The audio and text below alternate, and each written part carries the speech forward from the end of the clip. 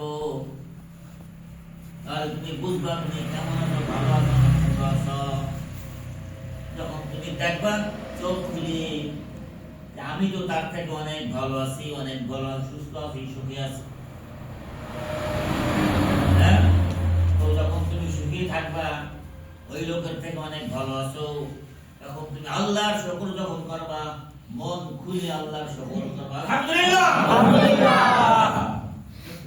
এটার কথা দেখো, দেখো সকল মানুষকে আল্লাহ পাক একসাথে জ্বর জারি দেয় না, দেয় দেয় না।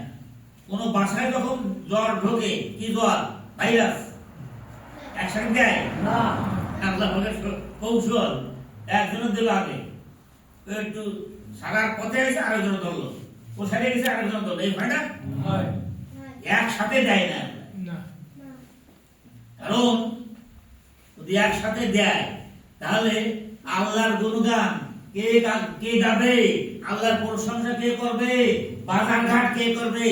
বাজার ঘাট দরকার আছে না? ওষুধ পচানোর দরকার আছে না? ওষুধ খাওয়ার দরকার নেই, আল্লাহর ভরসা না। তোমার অসুখ হয়েছে, ওষুধ খাও। সাহাবায়ে কেরাম আজমাইন খাইছেন, পানি পড়া খাইছেন। হ্যাঁ, আল্লাহ রসুলকে যখন আপনার জাদু মানলো, জাদু টোনা, 11টা গিরা দিয়ে রসুলের চুল ছিল বড়, 3 ধরনের বাবরি পড়তেন রসুল। কয় ধরনের? 3 ধরনের বাবরি।